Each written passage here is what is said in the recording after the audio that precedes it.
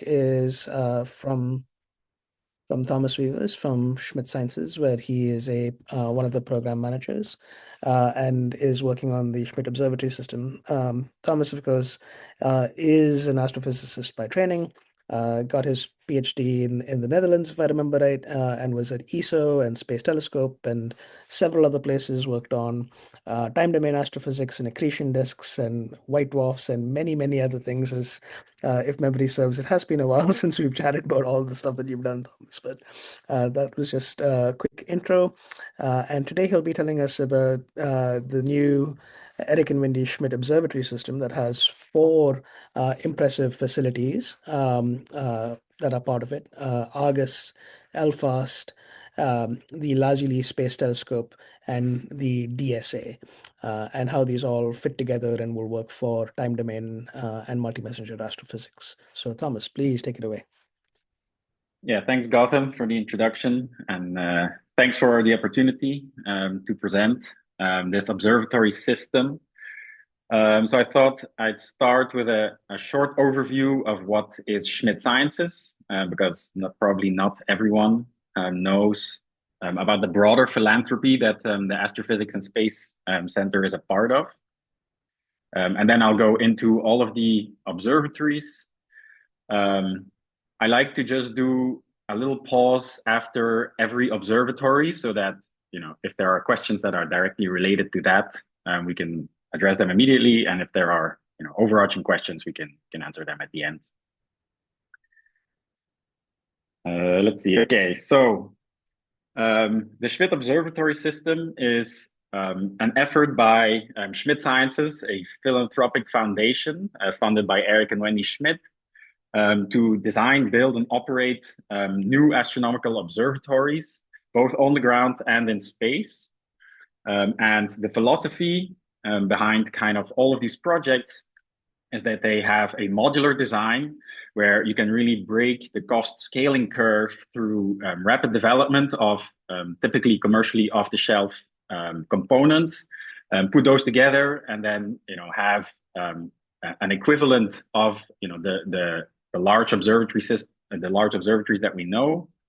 And one of the tenets is really that lately there's a lot of talk about astronomy as a service, mostly in the context of NASA.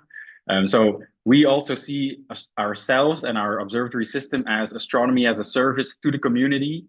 And so, we're giving this to the community, and we're really doing this not for ourselves, but for the community to have these opportunities and to make the most of them and to accelerate discovery and knowledge. So why a system? I think I don't really need to explain this to anyone listening to this talk. Putting different systems together can create opportunities that do not exist if you have these facilities in a siloed space. And so I think to date, the large kind of funding agencies do not really have the remit to build this enabling layer on top of their facilities, mostly because things are funded by different funders and they all have different missions. And so our mission at Schmidt Sciences is just to accelerate discovery. And so we do think that building this enabling layer is a part of our core mission.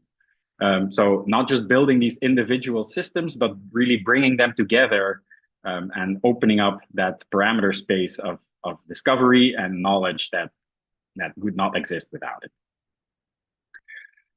So we try to move fast. These are not things that are in development for 15 years. These are projects that have typical timelines of 3 to 5 years. We do this by taking higher but calibrated risks, using lower heritage technologies or teams, and kind of learning through deployment instead of testing everything to death first, and only then, when you're absolutely certain that every single component will work, start building it. So we have a very different approach to risk compared to the other major funding agencies, and that is of course because we are a philanthropy and we are not government funded. And so this whole approach is really an experiment in itself to see, does this work? Where are the challenges, and how can we overcome them? So, whether we, for example, have schedule delays or not, that will tell us for the future, okay, what are really the things that are crucial to get right, and where, do you have more leeway? And we want to put that knowledge then also back in the public domain, so that if someone decides to do something similar in the future, they do not have to start from scratch. Okay, on to science then. There are 4 science pillars of the Schmidt Observatory system. They're listed here. One of them is cosmology, so the dynamic universe. For example, does dark energy evolve in cosmic time? And one of them is exoplanets. I don't think that needs much explanation. The same goes for transients. We are all time domain astronomers, so I'm myself a time domain astronomer, and so this is where my interest lies.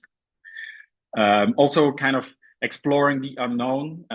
Where are parts of parameter space that are still poorly or completely unexplored, and how can we leverage our observatories to really go there and start systematically opening up new parts of parameter space. These 4 are not the only 4, so we are not confining ourselves to this particular set. We are interested in general astrophysics, and so there's no a priori reason why we are also not interested in galaxy evolution or other things.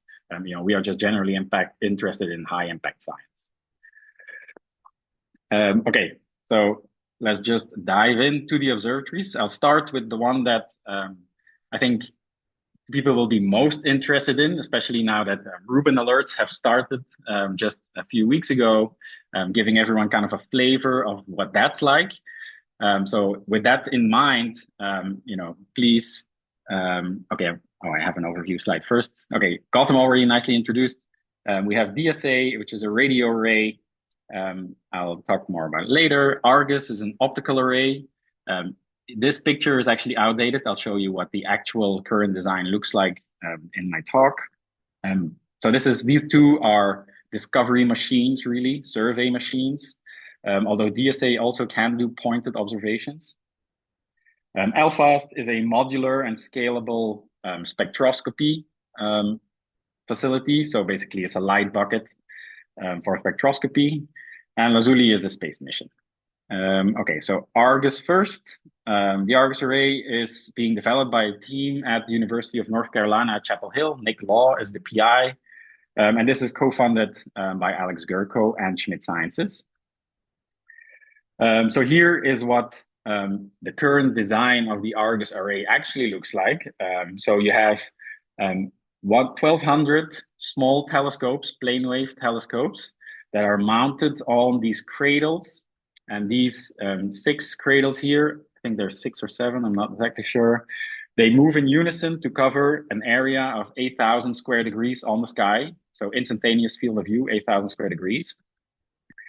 And they feed into a 122 gigapixel high-speed camera system, which will likely be equipped with the GNR or very similar bands. The spatial sampling is about 1 arcsecond per pixel, and the typical sightseeing, this will go in the northern hemisphere, very likely in Texas.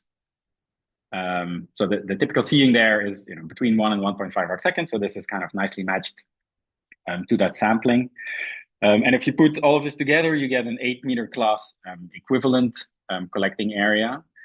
So basically, this is the equivalent of Rubin, but completely optimized and designed for time domain astronomy rather than the deep imaging. Okay, so to imagine how this works, here's a little video where you see Argus scanning 8,000 square degrees of the sky. Argus cannot really point because of this cradle design, and so it will always observe 8,000 square degrees around the meridian. And so as the sky moves overhead, Argus will keep integrating in either 1 second or 60-second exposures. And these exposures will be co-added to create these deep coads. So on the left here, bottom, you see the number of epochs on the sky quickly reaches tens of thousands, and the limiting magnitude decreases as you accumulate more sky coverage. So I don't have a simulated light curve, but what you should imagine is that Argus will see every point in the sky in its field of view continuously. And so you will get, in principle, you could get 1 minute cadence images of, a patch of the sky for as long as the night lasts.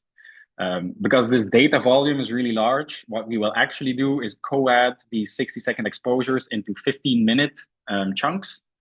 So you will go deeper. And then, there are various timescales on which we will do these co-additions, 15 minutes, 1 hour. I think the rest is not yet defined. And using those co-ads, we will do difference imaging. And those alerts will be disseminated to the community. So you will not have one stream of alerts from Argus, but you will have, 4 or 5 streams, one for each of the cadences. And so each stream so the 15-minute stream will be shallower, but higher cadence. And, the 1-day stream will be deeper, but lower cadence. Okay, just to kind of put this into the context of other optical sky surveys. Here you have the instantaneous depth on the y-axis and cadence on the horizontal axis. And so you see that Argus at 1 second all sky goes down to a depth of about 17th magnitude or so. Once you go to 1 minute, then you go to about 21st magnitude.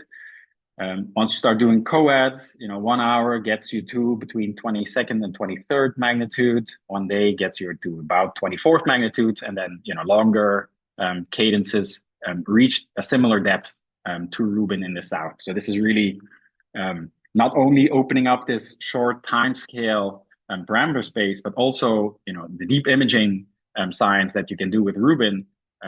You might also do with Argus, although of course you will not get those 5 bands that Rubin has. You will only get GNR. Maybe I should say, so you will get color information every 15 minutes. So this is in the way that the observations are organized. You will just do kind of you will track the sky for 15 minutes in one band. The filters are fixed, then you will move back, but you will, these are arranged in such a way that you can get then, first the G, then the R. So you get the color information that you really need to do preliminary classification. Okay, I don't think I need to convince you that this is awesome for time domain astronomy. Just to say, we are not just thinking about time domain. There's a lot of other things that you can do. Variable stars, stellar astrophysics, exoplanets, dark matter structure, all the stuff that you can do with Rubin, you can do, to some extent that you do not require, this full wavelength coverage also with Argus. Moving objects are another thing that Argus will be really great at because of its high cadence. This is an image of Andromeda. This is 1/2000th of a full array image. And so just to kind of highlight that this is really going to generate tons and tons of data. Here are the data rates, 8 petabytes per night at full speed. And then, if they do deep imaging, it's 130 terabytes that it will generate per night. So you can imagine you cannot store all of that indefinitely for even a 1-year survey probably. We are thinking hard about how can we kind of maximize the information content, but not the data rates. So here's these are the cradles. So this is the array. And then you can see that there's about 2 terabits per second of data being generated.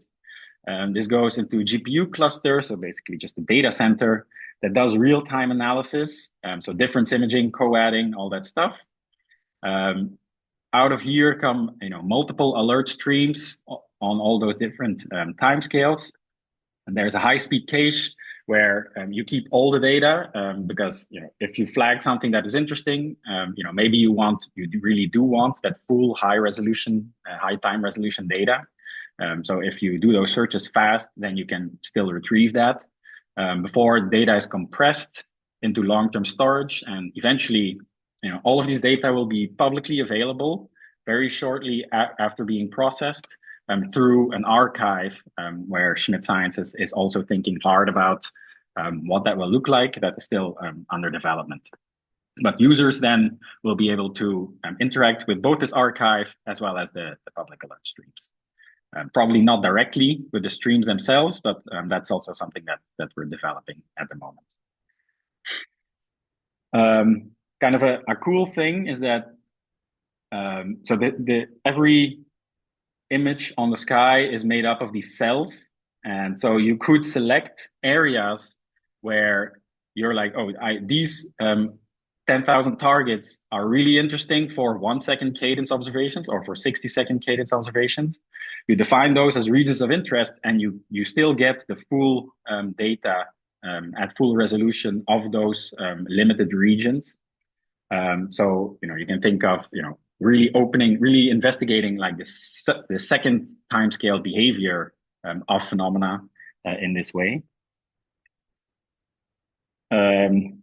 Okay, and so how do we determine what is done at 1 minute cadence and what is done at 1 second cadence? It's basically dark time or bright time. To go deep, you want dark time, and then you use the 1 minute cadence. In the one is bright time, that you can't go so deep, so you use the 1 second. And then there's also an option for some more experimental stuff. So Argus camera is made up of CMOS sensors, so they can in principle, be read at kilohertz or better rates. So there's, you could do some fun stuff with that as well. So as I said, this is kind of the leadership team. Nick Laws, the PI, Hank Corvett is the survey scientist, and then this is the program manager. Okay, I'll stop here. This is my last slide on Argus. If there are any questions, I can answer. I did see one in the chat from Ashley yeah. Villar. Yep. Ashley, do you want to just unmute and ask? Yeah, sorry, I just want to know when first light is, and sorry if you said it, for Argus. Oh, no, that's a good point. The schedule is to have first light of a subarray, I think late 2027, and the full array operations before the end of the decade, certainly. I think the goal is 2028.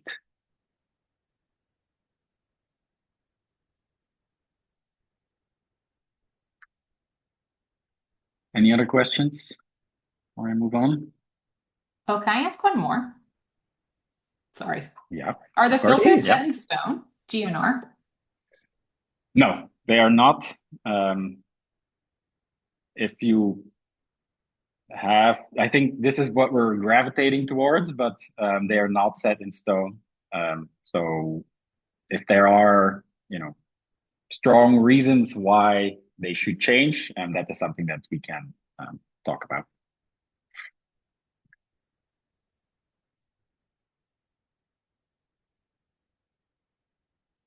Okay. Any other questions? Not. Then can move on to the radio. The Deep Synoptic Array, DSA, is being led by a team at Caltech. Greg Hallinan is the PI. Here's kind of the basic design. This used to be called the DSA 2000 because there was a plan for 2,000 5-meter dishes. Now it turns out that it's actually more efficient to have slightly larger dishes. So there are only 1650, so it's now called the Deep Synoptic Array. It's going in a very radio quiet valley in Nevada. It will cover the 0.7 to 2 gigahertz band in multiple frequency channels. Typical spatial resolution will be 3 arc seconds, and the field of view of the array will be 5 square degrees. And so this is really built to be optimized for deep all-sky surveys. This is enabled by 2 breakthrough technologies, which I will not discuss in any more detail. The first is a radio camera. So this is the idea that once you sample the UV plane with enough spatial frequencies, you no longer need to rely on the traditional correlator image inversion, but you can make images on the fly, in real time, essentially. And so the data products of the DSA will be, images of the radio sky. And the other is an uncooled antenna receiver, an LNA that works at basically room temperature. To give you kind of the same parameter space as for Argus, in this plot, you see survey speed on the vertical axis versus sensitivity in 1 hour on the horizontal axis. And you see that, DSA is all the way up here, so it will have, this really big étendue, more sensitive in similar integration time than SCiMMA, similar, performance to the NJVLA. If you project this onto what we already know of the radio sky, then you expect in 31,000 square degrees, which is the full visible sky, for DSA to detect 1 billion radio sources, 100,000 new FRBs, 20,000 new pulsars, and so on. Image plane transients on timescales ranging from seconds to years. So really, covering a very large parameter space. So this DSA system will generate parallel data streams, and the typical kind of observing block is 21 minutes. And that generates 12,700 images. So those are all the frequency channels. The expected performance is to get about 1 microgenski RMS in 1 epoch over 10 spectral windows. Here are some more spectral line specifications that I'm not going to all go through. And the cool thing is that while they're doing their sky survey, in parallel, they are also doing the fast time domain searches. So they're doing FRB searches and pulsar searches all at the same time. And they will also very likely be involved in pulsar timing. The pulsar timing arrays in order to constrain the very low frequency gravitational wave background and just signal, I guess. Similar to Argus, all of these survey data will be fully public with very limited proprietary periods. As soon as the data is processed, it will go into the public archive, and the community can get to work on discovering all the cool stuff that's in there. There will also be some open time, very, very likely there will be some open time on DSA to the community. And similarly, even though you might be the PI of a program, your data will be fully public, just like everything else. So that is quite different from the typical way that things work. Here are just the two systems. So the radio camera is the one that's producing the images, and the chronoscope that is doing the time domain searches in parallel. In terms of the survey design, I'm just going to show you. I don't know if this animation works. So these are, the tiles. One tile is, I think, 30 pointings with some overlap. And so you can imagine that the efficiency is, or the depth, the continuum depth that you can reach is declination dependent. And so if you wanted to have a uniform survey, you would spend a lot of time at low declinations trying to build up exposure time. So instead, what is being done is they're trying to optimize, for certain regions in the sky to basically maximize the survey speed and the gain that you can get. So these are, I think these are Euclid medium deep fields here that will get more exposure time. And this is all still work in progress, but this is just kind of an example of what it might look like in the end. Let's see. I think I don't want to say anything. So this survey is being designed to probe as many timescales as possible. So you will get repeat visits of varying cadences across the sky to kind of be sensitive to radio transients on all of these timescales, ranging from milliseconds up to years. And then in between, there will be targeted observations of things like pulsar timing, gravitational wave follow-up, and other triggers or other pointed programs. Okay, here are the key science drivers. Don't need to go into that. Again, similar to Argus, the data that are being generated by DSA are going to be enormous. Now, the raw data, the voltage data will be 0.8 zettabytes per year, which actually I don't know how many zeros that is, but it's many.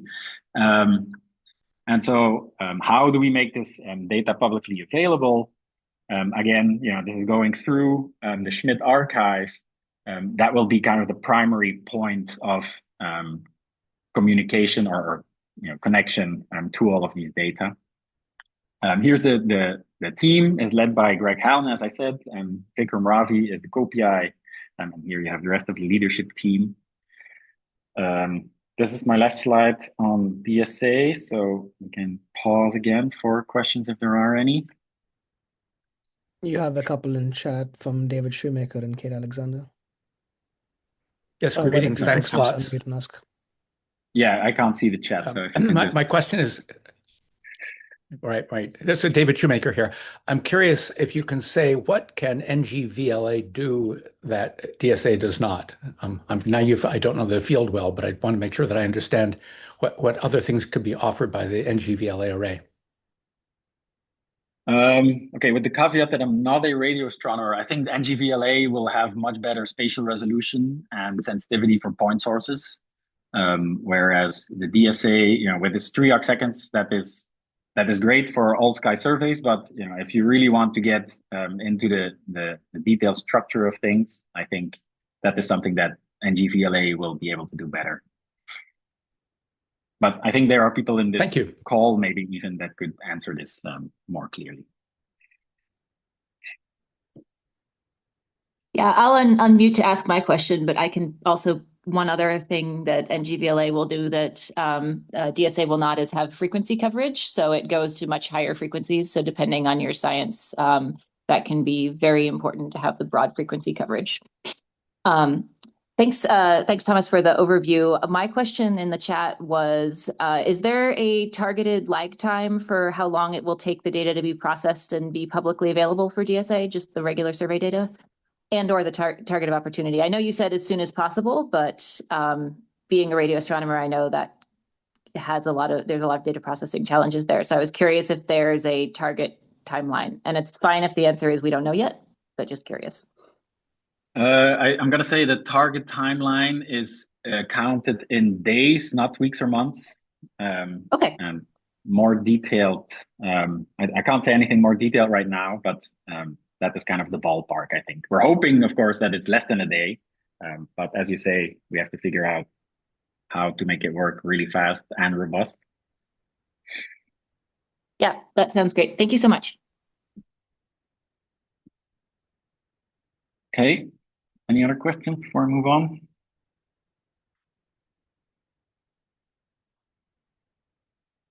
Okay. Oh, and Ashley, to answer your previous question, first light is targeted for 2028, and key surveys starting in 2029 to 2030, depending on how construction goes and how commissioning goes.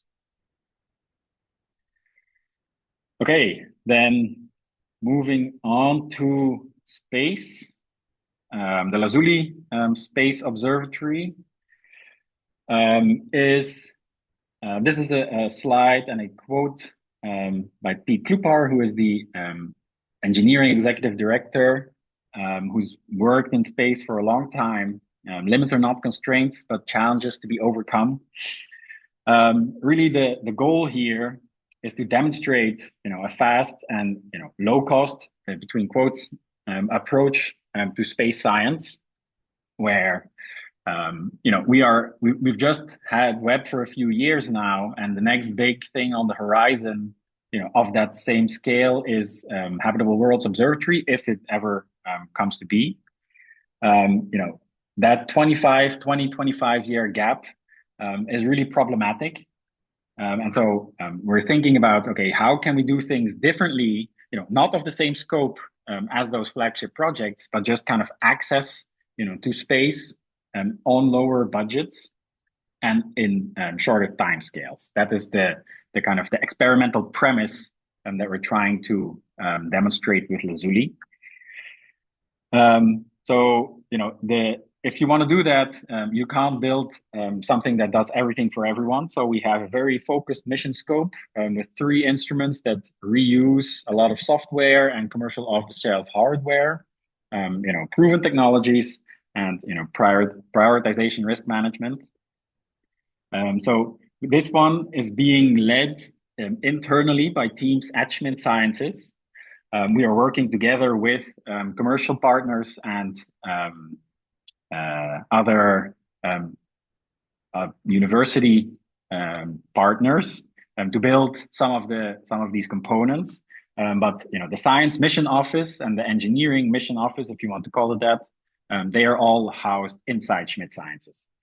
So we have a very small but empowered team that can move very fast when needed. And we take risks that NASA will not take, and so we kind of try to make sure that the risks that we take are not unacceptable. So we make those decisions quickly, but kind of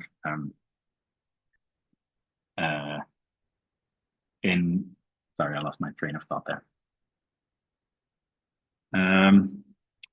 Okay, so this is kind of an artist rendering of what it will look like. So it will be, okay, so first, the scientific motivation. Number one for me and also for this group here, rapidly responding to the transient universe. The time domain astronomy is really a big thing now. There are so many surveys, so many discoveries. And rapid follow-up from space is still kind of lacking at the large aperture scale, at least. There are things like Swift that can respond very rapidly, but are more limited in terms of sensitivity and so on. So kind of in the knowledge that Hubble may or may not be around for a lot longer. Hopefully, it will be. But kind of delivering this timely large aperture capability, should something go wrong for the community, is something that is one of the motivations also for this observatory. And hopefully Lazuli can work together with Hubble and Webb for a long time. So kind of the high level overview. Telescope is a 3-meter primary mirror with an off-axis TMA design. So you get an effectively unobscured aperture with 3 instruments on board.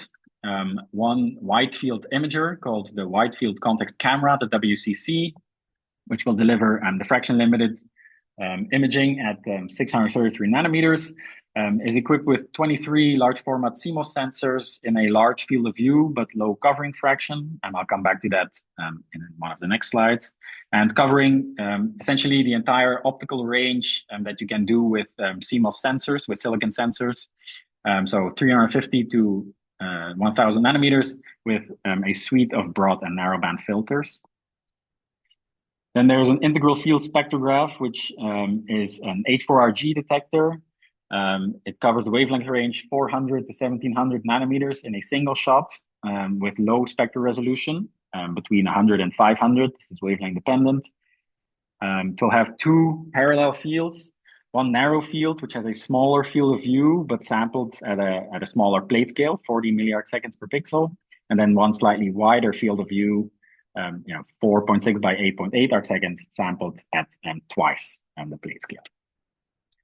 And then there is also a coronagraph on board. This is a focal plane vector vortex design with probably 2 arms covering the wavelength range between 400 and 750 nanometers with a targeted contrast post-processed of 10 to the minus 8 to 10 to the minus 9. I won't spend much time talking about the coronagraph because I think people will be more interested in the imager and spectrograph, but if you have questions, please let me know. So this unobscured aperture is actually really important for coronography, but also for very stable PSF to do precision photometry and spectrophotometry. You get a very large corrected field with a very flat focal plane. You know, all of this is informed by heritage from other missions that are currently flying or have flown previously. Okay, so a little more deep dive into the imager. Here you see a layout of the focal plane. This is still subject to change. This is still evolving, but the capabilities are pretty much fixed. So there are 15 large format CMOS sensors, and that's these blue or green colored sensors here. The green is the active silicon chip, and the gray boxes are the control electronics. And so this is why we cannot pack this focal plane any tighter, because we need these control electronics behind them. Let's see, these are IMX 455 sensors. And then we also have a row of 8 very low read noise QCMOS sensors. These are Fairchild Hawk sensors with sub-electron readout noise.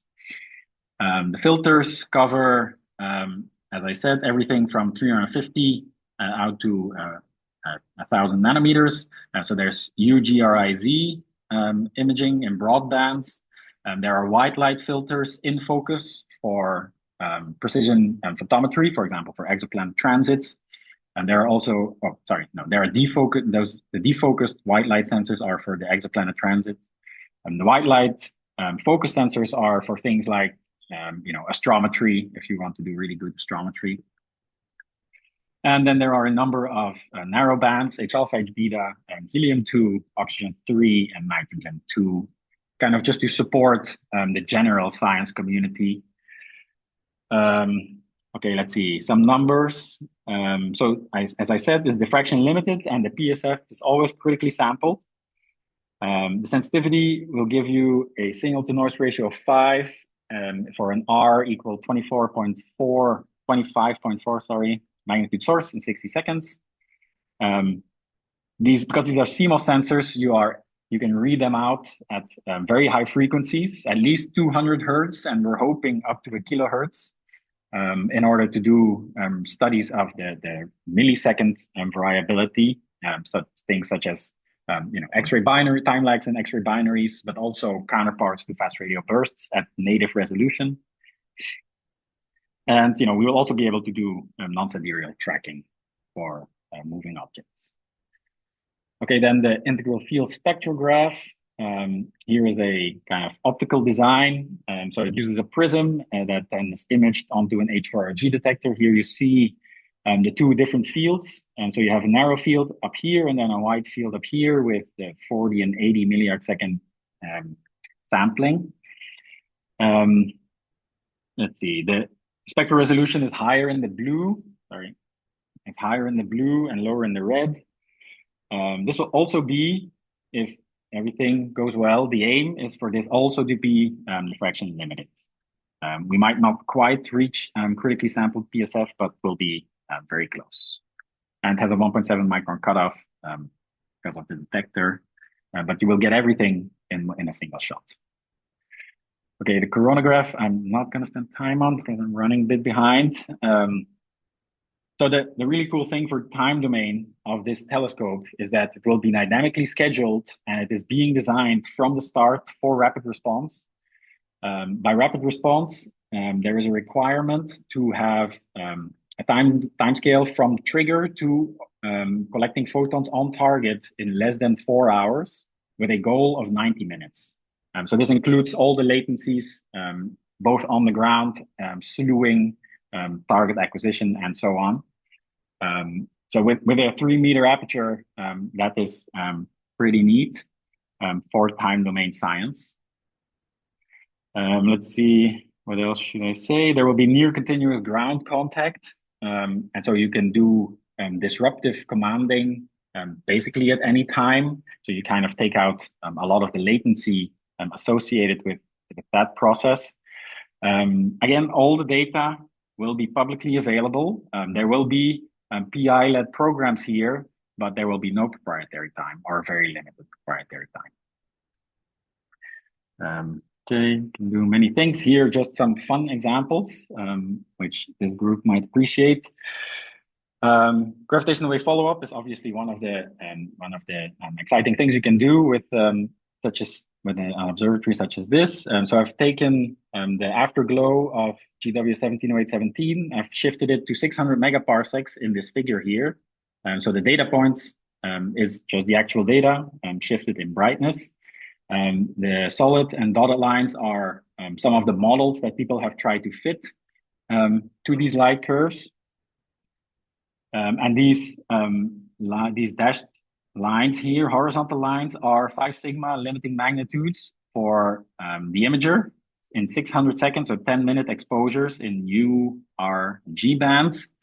And then for the IFS, kind of requiring a signal-to-noise ratio more than 5 over most of the wavelength range in exposure time of 6 hours. And so you can see that, the U band afterglow of GW 170817, you would be able to detect out to about 1, 2, maybe 3 days from merger with lazuli.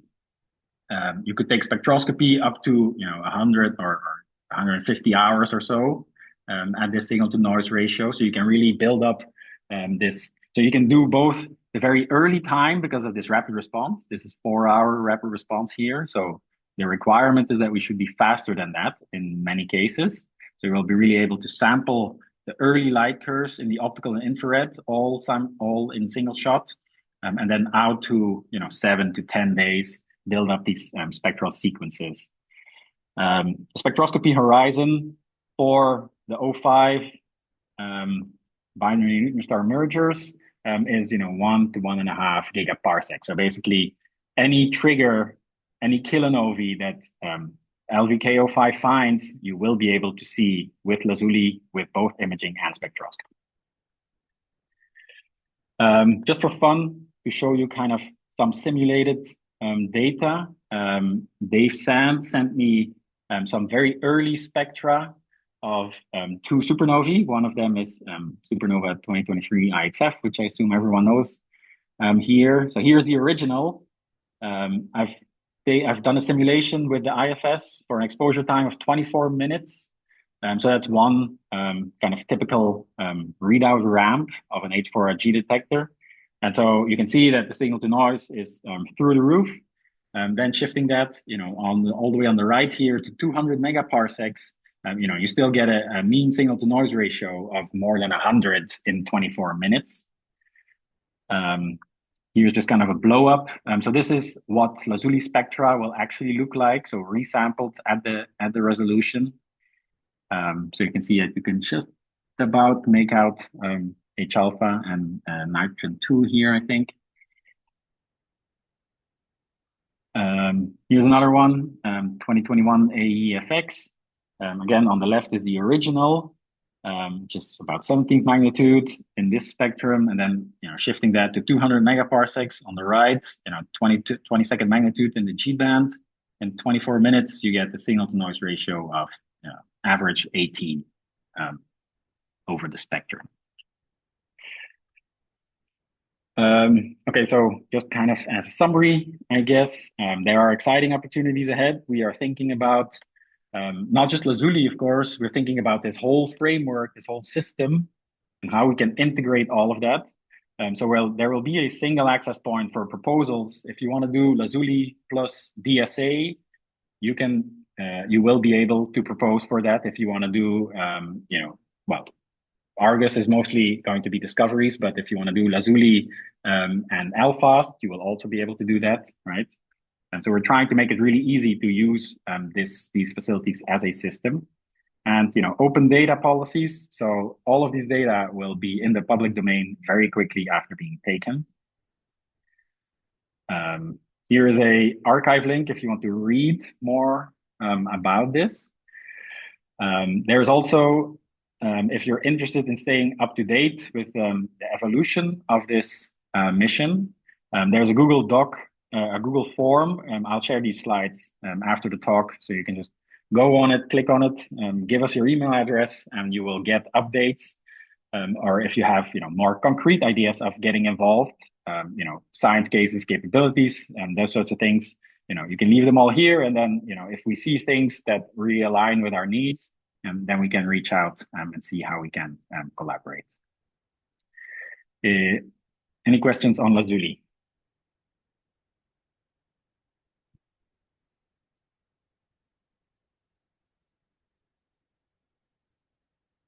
Actually, I had one. You mentioned that there'll be no or a brief proprietary period. So would that be? And I know less about Lazuli than the other projects. Would that be sort of proprietary to the project team, and how long would that likely be if it did happen? Yeah. So the philosophy is that the project team does not get priority access in any way to the data. So if there's proprietary periods and it's not clear that there will be, it might be for very specific cases. But the general rule would be that data comes off the spacecraft, it is processed, reduced, and it flows directly into the archive to be publicly scrutinized. Okay, yeah, I confidently written that in the chat because I know that's true for DSA 2000. I just wanted to check. Thanks.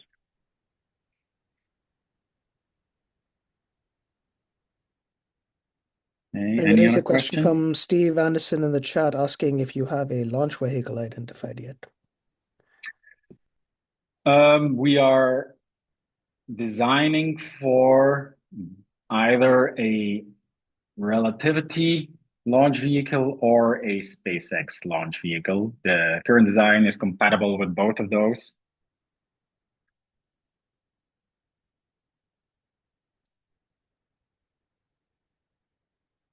Okay. There are no more questions. We can quickly move on to LFAST because I'm running out of time. Sure, go for it.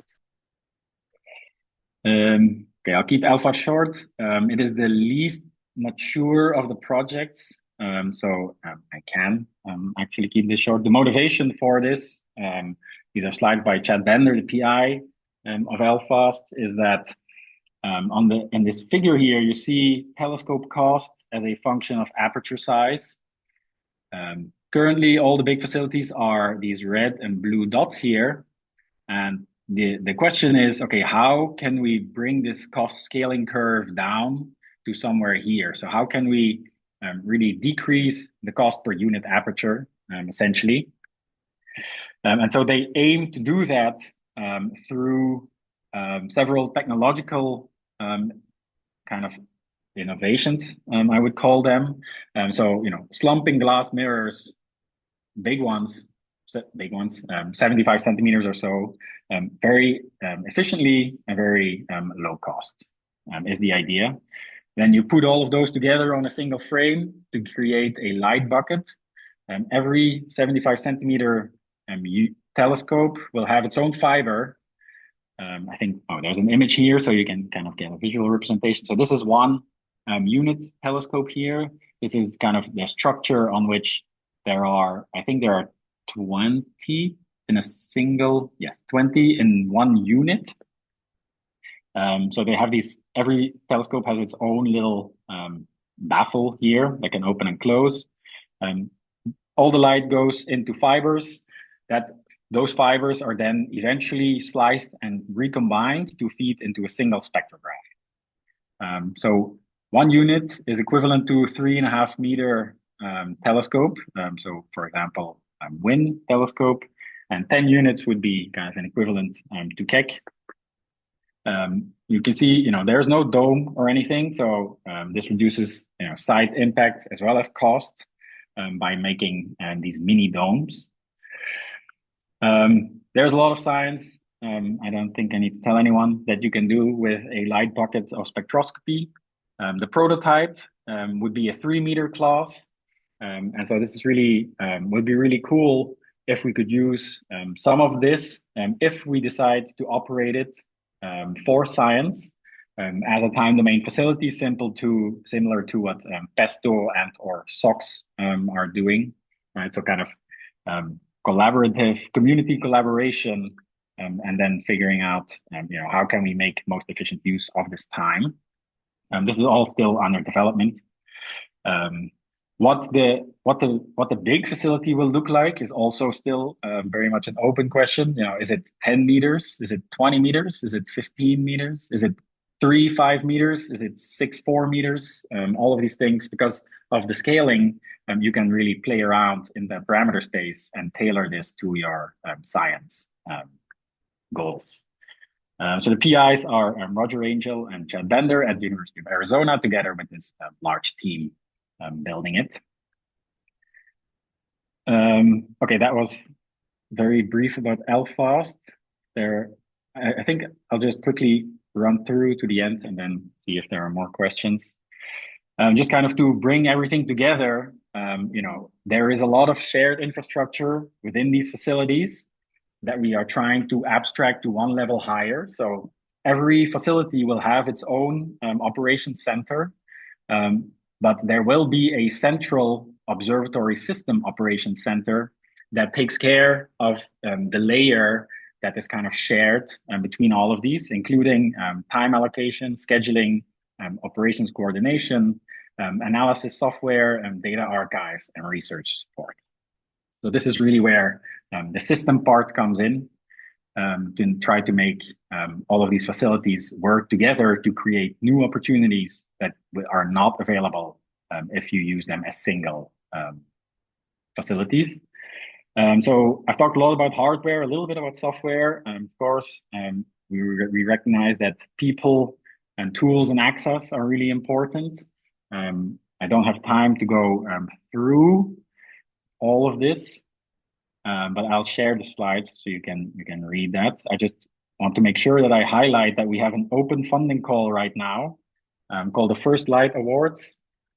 This is for early career folks who will become early adopters of this Schmidt Observatory system, and they will really be, the first super users that help us define the software and the tools that are needed, that are needed in the community in order to do all of this great science. So if you are within 10 years of your PhD and you are looking for funding to build your own research group, look up, I think there's a link down here where you can register for an information session, which you have to do before you send in your application. So 5 teams will be selected this year. You will get $500,000 per year for 5 years, so $2.5 million total. And there will be several cohorts, probably 3 or 4. And these timelines are really, kind of aligned with the timelines of the observatories, so that, when they are in full operations, you and the community are all ready to immediately start reaping the rewards, the scientific rewards of this system. And I'll stop there and take any more questions that you have. And thank you for listening. Thank you, Thomas. Do we have any questions for Thomas? Feel free to use the raise hand feature, or since we are running short on time, feel free to unmute and just ask.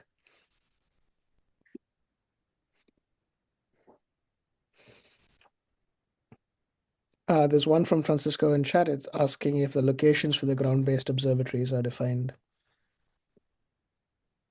Let's see. I think LFAS is not defined, although it is very likely that the prototype will go in Arizona. Argus will very likely go to Texas, and DSA will go to Spring Valley, Nevada. Thanks.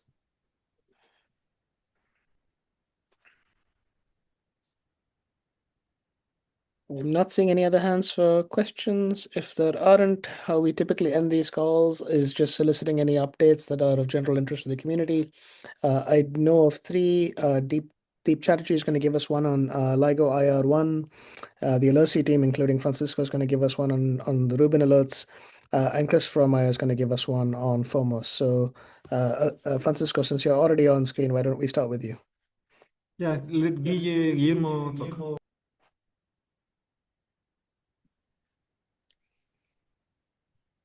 Hi guys. Okay, so yeah, I'm here with Francisco. Francisco is right next to me, and we're on one of the Alerce hackathons right now. So we have a bunch of students working with Rubin data using Alerce. And well, Alerce is online processing data from Rubin. We're receiving the alerts, we're processing them. We have the Explorer, the Alerce Explorer running.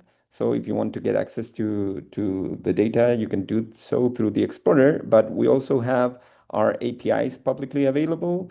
The Python client is also available, so you can get access to the data through that. But we also have the tap service available. So you can just query directly on the database through TAP. And what else? So we have one classifier, which is the stamp classifier, but it was trained before the public release of alerts, and there was a domain shift in the data. So before the first release of the alert stream, we were receiving like thousands or 10 of thousands of alerts per night. But when we started emitting the public alerts, Rubin started emitting around 7 million alerts per night. We don't know what happened there, but the stamps are not exactly the same. All right, so our stamp classifier did not work properly during that period of time. Basically, a lot of things we said they were supernova are cosmic rays.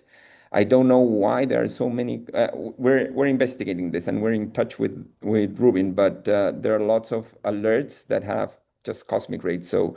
So cosmic rays, sorry. So there's something with their thresholds that it's not working properly. And so stay tuned, I guess. We're retraining our models, and it's everything is changing during it has changed a lot during the last couple of weeks, and it will continue changing. So there's nothing too stable right now. First-hand info from the trenches on Rubin alerts. Thank you, Gie. Deep, can we get one really quick update on IR1? Yeah, I mean, it's just a repeat of what exactly you said, that we will be observing for 6 months starting late September, early October. I just posted the link to the most recent observing plan. The only change compared to last time is that we now have a name for this run. We'll be calling it IR1 as Gautam mentioned. So nothing beyond that. Thank you. Thanks, Deep. And Chris, do you want to wrap things up with the foremost update? Sure. Yeah. Just gonna share a slide or two very quickly. Okay. So foremost is a multi-object fiber-fed spectroscopic telescope. So 2,400 fibers. To summarize really quickly, think of it as just like DESI, but in the southern hemisphere and operated by ESO. So we've now installed the instrument and the fibers are moving and putting on targets. Here's a quick animation showing now the fibers moving into a Fantastic Four logo. So every position in the field of view can be hit by 3 fibers. 2/3 of all the fibers are low res, R of 5,000, and the remaining 1/3 are about an R of 20,000. One of the science cases that I'm interested in, I'm deputy PI of, is TIDES, which is dedicated to the follow-up of transients and their host galaxies. So this is quite a unique capability compared to similar instruments where on rapid timescales we can requisition fibers, i.e. steal them from other targets and put them on the supernovae. So across the 5 years of Foremost TIDES, we're going to collect about 35,000 supernova spectra and get redshifts and spectra for more than 100,000 supernova host galaxies. This is going to be fantastic for science. So late last year, we had our first light. So on the left, we're just showing the field of view. All those colored dots are locations of fibers. And then here are 3 example spectra of the Sculptor galaxy, a globular cluster, and some random AGN that's in the field. Excitingly, we had our transient operation rehearsal on Foremost. Disappointingly, it ended a week before the first public Rubin alert. So we weren't able to put any fibers on Rubin transients, but we did use ZTF, and you can see here 3 supernovae. Fantastic. So the whole system works, and we're really excited to get started. Oh, and for other science cases, here's a Redshift 5.5 quasar that we got in 20 minutes. So the current status, we're doing science verification for the next 2 months. So this is just looking at galaxies that have been observed by other surveys to compare the science we get out from Foremost to what is already known, just to calibrate our whole system to understand the instrument. After that ends in about 8 weeks, then we're going to go into the main survey operations from around about May, June. We're going to operate continuously and autonomously for 5 years, and there will be semi-annual data releases on the ESO Science Archive facility. So here's our public data release plan. So all the data we're collecting now will be public in 7 months, and then each of the DRs will come later on, where each DR is a reprocessing and a stacking of all the data taken in the DR before it. I should have mentioned the transient classifications and redshifts will be public within 24 hours of the observation for those in the time domain community. Okay, that's my update. Thank you so much, Chris. And we are over time. There's a lot going on in TDAM land. I will have Thomas's slides and the recording from today up on our wiki, and I'll send another email when that's done. If you would like to present here on one of your projects or request a presentation from a different group, send me an email or a Slack message. I'm pretty sure you all know you can get a hold of me fairly easily. See you hopefully in the next couple of months. We do this sort of irregularly scheduled based on interest, but clearly there's a lot of things ramping up very quickly. So see you around. Bye-bye. Thanks, Gautam.